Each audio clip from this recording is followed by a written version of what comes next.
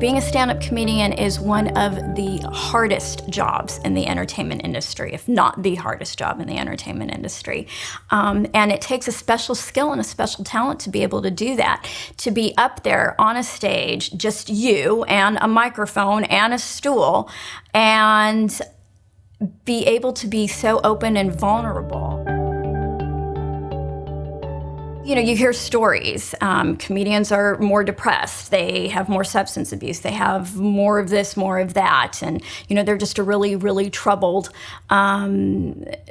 population. And I don't necessarily think they're more troubled than anybody else. The lifestyle of a stand-up comedian breeds the depression.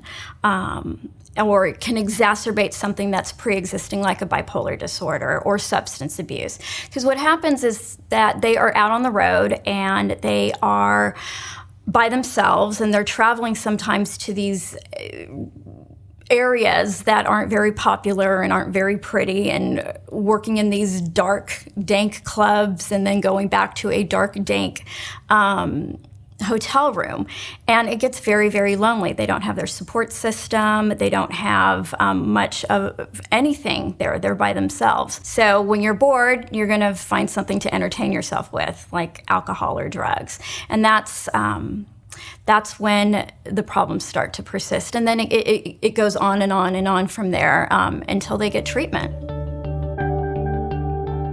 Comedians do see comedy as a sort of self-treatment. A lot of times they think of it as their therapy. The problem is that being on stage and performing and doing your stand-up is not therapy. It is definitely therapeutic, but it is not therapy. There is that thought that if you are successful, if you make more money, if you are admired, if you're recognized out on the street, that all your problems are going to go away. That is not true. And again, as we saw with Robin Williams, his problems did not go away. Your problems just become different. They become different levels of stress, different levels of depression. And it's across the board. If you don't deal with your mental health, it's not going to go away. There is a stigma across the board still with mental health.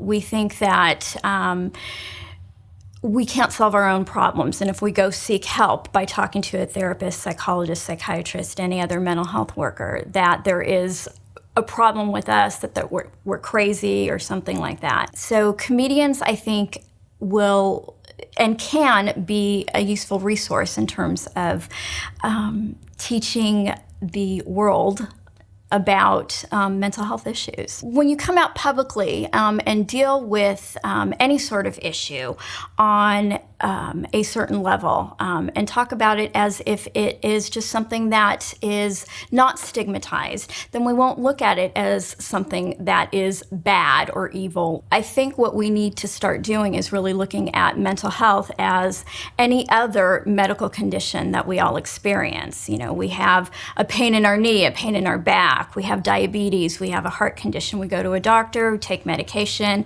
eat right, exercise, do what we need to do, follow through with that, and we start getting better, hopefully. Well, that's the same thing with mental health.